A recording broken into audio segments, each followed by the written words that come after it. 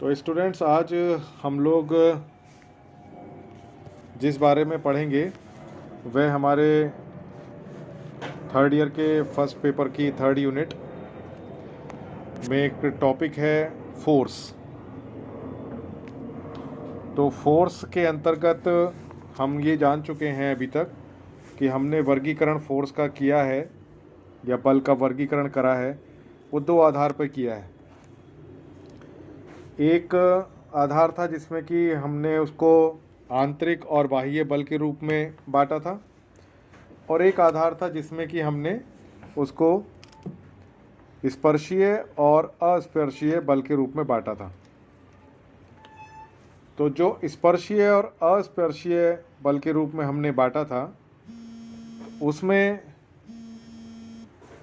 हमने जो main bifurcation किया था या अंतर किया था, वो इस आधार पर किया था कि वह बल जो कि दो वस्तुओं के आपस में मिलने पर ही फंक्शन में आता है, वह स्पर्शी बल कहलाता है। उसी बल के अंतर्गत एक ऐसा बल है जो कि गतिविधि के दौरान वस्तुओं पर लगता है, लेकिन इसकी एक खासियत यह होती है कि यह हमेशा गतिविधि जिस दिशा में हो रही होती है या जिस दिशा में वस्तु गतिमान होती है, यह उसके विरोध में ही कार्य करता है। तो आज जैसा कि आप अंदाज़ा लगा चुके होंगे, आज हम जिस बारे में पढ़ेंगे वह है फ्रिक्शन या घर्षण। घर्षण भी एक प्रकार का बल है जो कि गति या गतिविधि के विरोध में, विरोधी दिशा में कार्य करता है, और यह बल स्पर्शी श्रेणी के अंतर्गत आता है। स्पर्शी श्रेणी के अंतर्गत क्यों आता है? क्योंकि यह तभी लागू होता है जब दो सतह आपस में संपर्क में आती हैं। इस बल की दूसरी मुख्य बात है कि यह बल तभी होता है जब कोई वस्तु गतिमान होती है, यानी कि वह अपनी स्थिति को लगातार बदल रही होती है। तो एक बार फिर से हम इसको रिवाइज कर लेते हैं कि गति या गतिविधि के विरोधी दिशा में कार्य करने वाले बल को हम घर्षण कहते हैं। यह बल स्पर्शी श्रेणी के अंतर्गत आता है क्योंकि यह तभी लागू होता है जब दो सतहें आपस में संपर्क में आती हैं। और इस बल की एक और मुख्य बात होती है कि यह तभी दिखाई या महसूस होता है जब दोनों सतहों में से कोई एक वस्तु या दोनों वस्तु गतिमान होती हैं, यानी किसी वस्तु या गतिमान वस्तु पर लगने वाले घर्षण की मात्रा भी अलग अलग कारणों पर निर्भर करती है। ऐसे कई कारण हैं जिन पर घर्षण की मात्रा निर्धारित होती है। तो घर्षण अपने आप में कोई अलग चीज़ नहीं है, बल्कि यह एक तरीके का बल है जो कि गतिविधि या गतिमान वस्तु के विरोधी दिशा में कार्य करता है। अब हम ये जानेंगे कि ऐसे कौन से कारक हैं जिन पर कि घर्षण की मात्रा निर्धारित होती है। इसमें मुख्यतः 4 फैक्टर्स हैं या 4 कारक हैं जो कि घर्षण को निर्धारित करते हैं। हमने अपनी पूर्व की क्लासेस में पढ़ा है स्टेबिलिटी के बारे में। यानी संतुलन या स्थायित्व या साम्यावस्था के बारे में हम पढ़ चुके हैं, और उसमें हमने एक बहुत इम्पॉर्टेंट, बहुत ज़रूरी बात की थी संतुलन से संबंधित। तो खेलों में या शारीरिक गतिविधियों में या मास डिस्प्ले एक्टिविटीज़ में संतुलन एक बहुत इम्पॉर्टेंट फैक्टर होता है। और हमने उसमें ये भी बात करी थी कि एक गुरुत्व रेखा होती है, गुरुत्व केंद्र होता है, आधार क्षेत्र होता है, उनमें आपस में अंतर संबंध भी होते हैं। लेकिन संतुलन में एक बहुत ज़रूरी महत्वपूर्ण भूमिका निभाने का काम घर्षण भी करता है, क्योंकि घर्षण की मात्रा कम या ज़्यादा करके संतुलन पर उसका सीधा प्रभाव पड़ता है। तो आइए जानते हैं कि वह कौन से कारक हैं जो कि घर्षण को प्रभावित करते हैं या निर्धारित करते हैं। पहला है उसमें से दोनों सतह किस पदार्थ की बनी हुई हैं। यानी जैसा हम पहले कह चुके हैं कि घर्षण हमेशा दो सतहों में होता है। तो अब यह निर्भर करता है, पहला फैक्टर कहता है कि दोनों सतह किस पदार्थ की बनी हुई है। कोई रबर की बनी है, कोई लकड़ी की बनी है, कोई सीमेंट की बनी है, कोई टाइल की बनी है, कोई घास की है या मिट्टी है, यानी या पानी है या हवा में है, क्योंकि हवा में भी घर्षण होता है जिसे हम एयर रेजिस्टेंस बोलते हैं। तो सतह किस पदार्थ की बनी हुई है, यह पहला फैक्टर है जो कि हमारे दो वस्तुओं के बीच होने वाले घर्षण को निर्धारित करता है। दूसरी चीज कि दोनों सतहों पर पाए जाने वाले तंतु कैसे हैं। तंतु मतलब इर्रेगुलरिटीज, जो छोटे छोटे बारीक रेशे जो कि आमतौर पर हमें दिखाई भी नहीं देते हैं नंगी आंखों से, उन तंतुओं के कारण हमारे घर्षण पर असर पड़ता है। जैसे कि अगर हम लकड़ी की बने हुए फर्श पर खेल रहे हैं और हम रबर सोल के जूतों का इस्तेमाल कर रहे हैं, तो रबर सोल के तंतु और लकड़ी के तंतु या उसमें पाए जाने वाले छिद्र आपस में ज़्यादा घर्षण पैदा करते हैं। अगर हम यही काम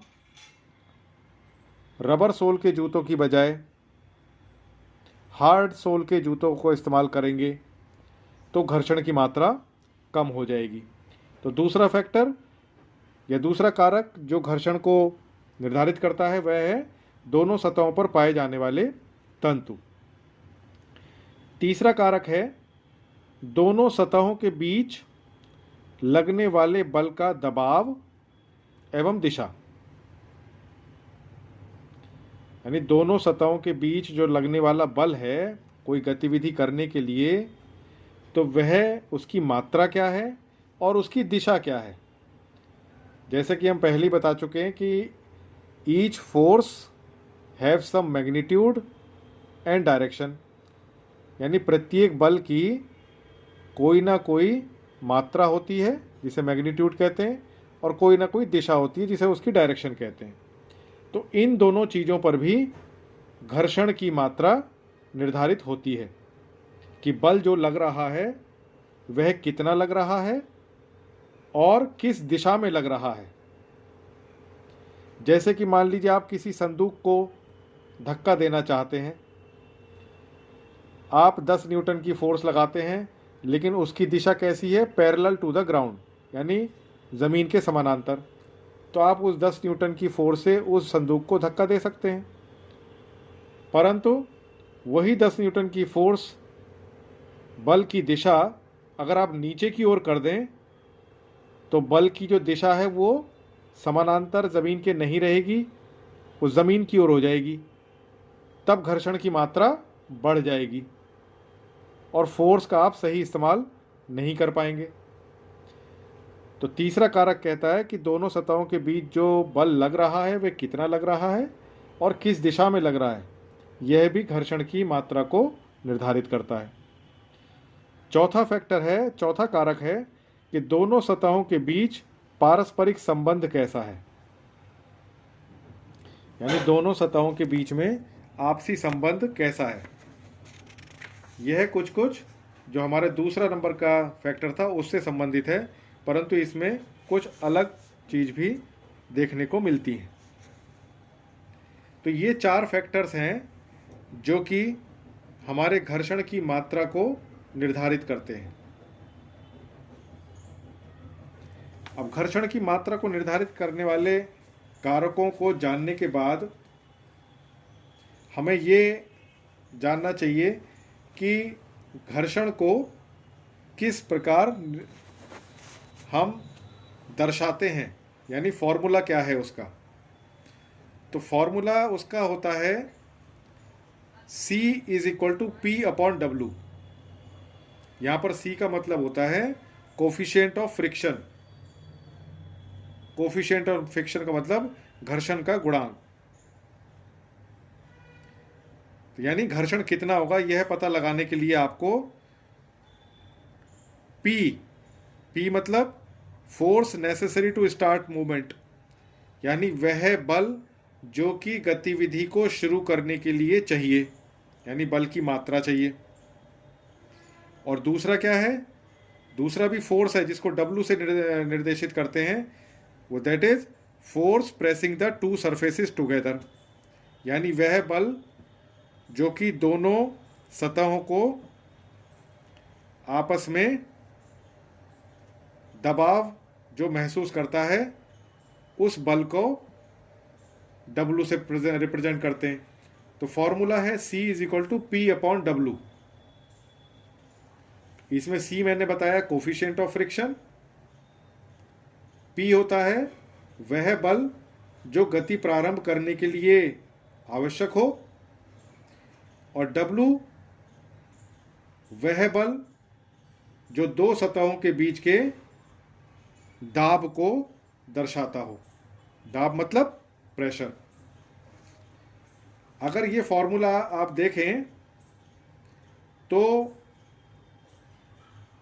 जितनी ज़्यादा बल किसी चीज को एक जगह से दूसरी जगह ले जाने के लिए या मूव करने के लिए या गतिविधि प्रारंभ करने के लिए चाहिए, अगर वह बल ज़्यादा है तो फ्रिक्शन यानी घर्षण भी उतना ही ज़्यादा होगा। और अगर W कम है, तो फ्रिक्शन भी कम होगा। तो इसका मतलब हम एक चीज निकाल सकते हैं कि 2 सतहों के बीच का जो दाब है वह सीधे तौर पर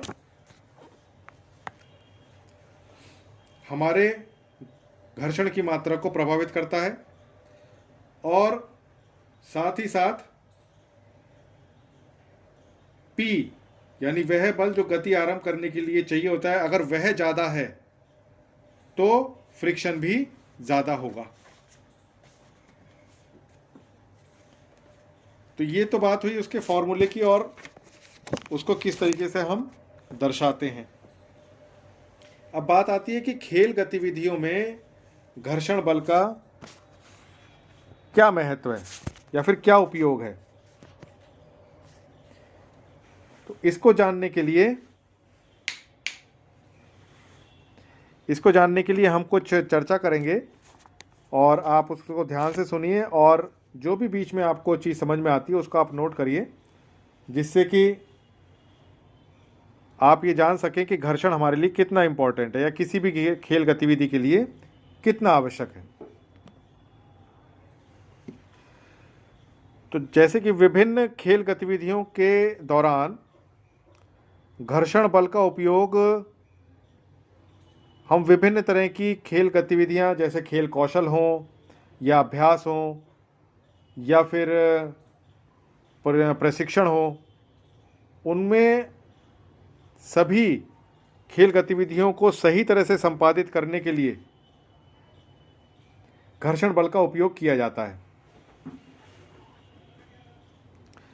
और जैसा कि हम जानते हैं कि घर्षण बल सदैव गति की दिशा के विपरीत ही कार्य करता है, इसलिए जिस गतिविधि में भी हमें विपरीत बल की आवश्यकता या ज़रूरत महसूस होती है, वहाँ घर्षण बल का महत्व और भी बढ़ जाता है।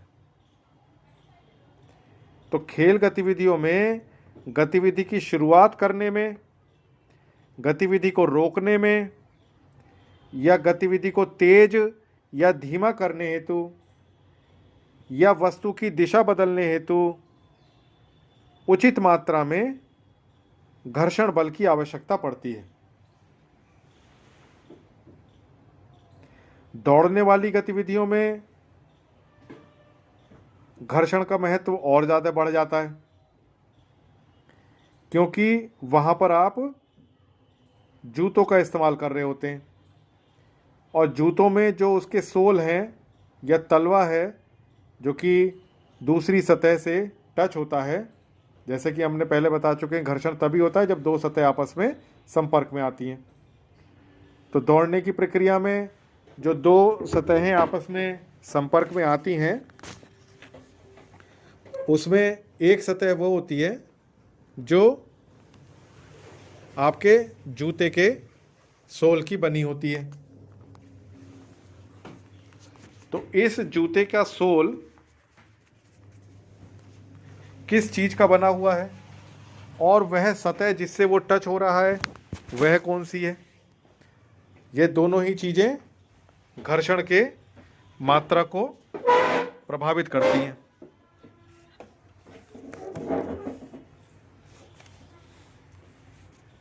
घर्षण बल के लिए महत्वपूर्ण भूमिका निभाने में अलग अलग खेलों में अलग अलग प्रकार के सोल के जूते इस्तेमाल किए जाते हैं, जिससे कि उस खेल की जो रिक्वायरमेंट है, जो ज़रूरत है घर्षण के संबंध में, उसको पूरा किया जा सके। जैसे कि एथलेटिक्स में जब सिंथेटिक सरफेस पर दौड़ते हैं तो स्पाइक्स के साथ दौड़ते हैं। स्पाइक्स उन जूतों को कहते हैं जिसमें कि घर्षण के लिए आगे कीलें लगी रहती हैं, क्योंकि कील लगने से क्या होता है कि खिलाड़ी अपने पैरों से ज़्यादा विपरीत मात्रा का बल डेवलप कर पाता है, और जब इतना ज़्यादा विपरीत मात्रा में बल डेवलप कर पाएगा उतनी ही ताकत से वह अपने कदम को आगे बढ़ा सकता है या उनकी दिशा बदल सकता है। इसी प्रकार दूसरे खेलों की रिक्वायरमेंट अलग होती हैं, जैसे कि लकड़ी के फर्श पर बास्केटबॉल या वॉलीबॉल खेला जाता है, तो उसमें स्पाइक्स नहीं बल्कि रबर सोल के जूते इस्तेमाल होते हैं। फुटबॉल या हॉकी में हम लोग स्टड्स का इस्तेमाल करते हैं जूतों के सोल में, क्योंकि उसमें हमें दिशा का परिवर्तन जल्दी जल्दी करना होता है। तो वहाँ स्टड्स जो होते हैं वह शरीर को जल्दी रोकने में और दिशा बदलने में मदद करते हैं। इस तरह के जितने भी उदाहरण हैं उनमें खिलाड़ियों का मुख्य उद्देश्य घर्षण बल का उचित उपयोग करना होता है। उचित का मतलब कि ना ज़रूरत से कम और ना ज़रूरत से ज़्यादा। इसके अलावा भी और उदाहरण हैं जो कि घर्षण बल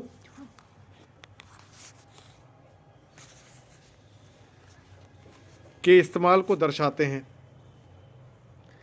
जैसे कि जिम्नास्टिक के खेल में जिम्नास्ट लोग कोई भी एक्टिविटी करने से पहले अपने हाथों में पाउडर लगाने का इस्तेमाल करते हैं, पाउडर का इस्तेमाल करते हैं। उस मैग्नीशियम चॉक पाउडर होता है जो कि हाथों की पकड़ को मजबूत करता है, चाहे वह रोमन रिंग पर काम कर रहे हों या फिर पैरेलल बार पर व्यायाम कर रहे हों या पॉमेल हॉर्स पर काम कर रहे हों या वॉल्टिंग हॉर्स पर काम कर रहे हों। क्रिकेट में भी घर्षण का उपयोग है। कोई ऐसा खेल नहीं है, वैसे तो कोई भी ऐसी गतिविधि नहीं है जहाँ घर्षण ना होता हो, लेकिन यहाँ हम उदाहरण इसलिए बता रहे हैं जिससे कि आप जो भी एक्टिविटी कर रहे हो या सोच रहे हो उसमें सोचें कि घर्षण यहाँ पर कितना इस्तेमाल हो रहा है और क्यों इस्तेमाल हो रहा है। अब क्रिकेट में आपने देखा होगा कि बॉल को एक ही तरफ से ज़्यादा चमकाया जाता है और एक तरफ से नहीं चमकाया जाता। वह केवल इसलिए किया जाता है कि बॉलर को स्विंग कराने में मदद मिल सके। जब बॉल एक तरफ से चमकी रहती है और एक तरफ से खुरदरी होती है, तो जब बॉलर बॉल फेंकता है, तेज बॉलर, तो बॉल के ऊपर जो हवा का घर्षण होता है वो चिकनी तरफ कम होता है और खुरदरी और ज़्यादा होता है, जिसकी वजह से बॉल हवा में तैरती हुई जाती है, यानी वो डेविएट हो जाती है अपने पाथ से, जहाँ उसे जाना चाहिए उससे हल्की सी डेविएट हो जाती है, जिससे कि बैट्समैन को खेलने में परेशानी होती है। तो घर्षण का इस्तेमाल वहाँ पर खिलाड़ी को आउट करने के लिए बॉल के ऊपर किया जाता है। इसी प्रकार बैडमिंटन में जो खिलाड़ी रैकेट के ऊपर ग्रिप लगाते हैं वह इसलिए लगाते हैं ताकि उनके हाथ और रैकेट के बीच घर्षण की मात्रा सफिशिएंट रहे, क्योंकि बहुत फोर्स के साथ जब रैकेट पे ताकत लगाई जाती है तो रैकेट फिसल सकता है। तो जिस प्रकार विभिन्न खेल कौशलों को संपादित करने में अधिक मात्रा की घर्षण की आवश्यकता होती है, उसी प्रकार कुछ खेलों में खेल कौशलों को बेहतर संपादित करने में निम्न स्तर के घर्षण की भी आवश्यकता होती है। इस तरीके का उदाहरण हमें तैराकी में देखने को मिलता है, या फिर स्केटिंग में देखने को मिलता है, या स्विंगिंग मूवमेंट्स जहाँ पर होते हैं वहाँ पर देखने को मिलता है। अब तैराकी में जो स्विमिंग सूट होता है वह बहुत चिकने मटेरियल का बना होता है, जिससे कि पानी द्वारा जो घर्षण लगता है वह ना लगे और व्यक्ति अपनी ताकत का पूरा इस्तेमाल पानी में एक डिस्टेंस कवर करने में इस्तेमाल कर सके। क्योंकि अगर वो टोपी नहीं पहनेगा तो उसके बालों में पानी की वजह से घर्षण ज़्यादा बढ़ जाएगा, जिससे कि उसका कुछ बल की मात्रा जो है वह उस घर्षण को दूर करने में लग जाएगी और वह दूसरे खिलाड़ियों से तैरने में पीछे रह सकता है। इसी तरह रोलर स्केटिंग करते हुए पहियों का इस्तेमाल होता है, क्योंकि rolling friction is always less than sliding friction, यानी घिसटने वाले घर्षण से घुमाव वाला जो घर्षण होता है वो हमेशा कम होता है, और रोलिंग स्केटिंग में कम घर्षण की आवश्यकता होती है। इसी प्रकार एक खेल होता है आइस हॉकी, उसमें भी ब्लेड के जूतों का इस्तेमाल किया जाता है, क्योंकि बर्फ़ के ऊपर खेला जाता है तो वहाँ घर्षण की मात्रा कम रख कर ज़्यादा बेहतर खिलाड़ी अपना खेल को संपादित कर पाते हैं। साइकिलिंग करते हुए भी बदन से बिल्कुल चिपके हुए कपड़े पहनते हैं, जिससे कि वायु के घर्षण को कम किया जा सके, और साथ ही ऐसे हेलमेट का इस्तेमाल करते हैं जो कि एरोडायनामिक शेप के होते हैं, जो कि हवा की घर्षण को ड्रैग फोर्स में नहीं बदलने देते। ड्रैग फोर्स वह फोर्स होती है जो कि वस्तु को जिस दिशा में जा रही होती है वह वस्तु उस दिशा से उसको वापस खींचने का काम कर रही होती है। तो इस तरीके के तमाम उदाहरण हैं। और साइकिलिंग करते हुए साथ ही साथ वह जो साइकिल चालक होते हैं वह सामने की ओर झुक जाते हैं। वो इसलिए झुक जाते हैं जिससे कि उनके शरीर का जो एरिया हवा के संपर्क में आ रहा है उस एरिया को कम कर सकें, जिससे कि एयर रेजिस्टेंस की मात्रा कम हो जाएगी। जब एयर रेजिस्टेंस की मात्रा कम हो जाएगी तो वह अपनी जो बल लगा रहे हैं आगे बढ़ने के लिए उस बल का सदुपयोग कर पाएंगे। क्रिकेट खेल में तो का हम आपको एग्जाम्पल बता ही चुके हैं। बॉलिंग नाम का भी एक खेल होता है जिसमें कि एक बॉल को ज़ोर से ज़मीन पर लुढ़काया जाता है और वो सामने खड़े हुए लकड़ी के टुकड़ों को गिराती है। वहाँ पर भी लकड़ी के फर्श पर उस बॉल को फेंका जाता है और उसको पॉलिश किया जाता है जिससे कि घर्षण कम हो सके और बॉल जो फेंकी जा रही है वह उचित मात्रा की फोर्स या बल के साथ अपने गंतव्य स्थान तक पहुंच सके। इसी प्रकार बिलियर्ड्स के खेल में भी ऐसा होता है, वहाँ पे भी घर्षण को कम रखा जाता है। तो मनोरंजन के भी खेल होते हैं, जैसे कि आपका कैरम बोर्ड, उसमें हम लोग पाउडर का इस्तेमाल करते हैं।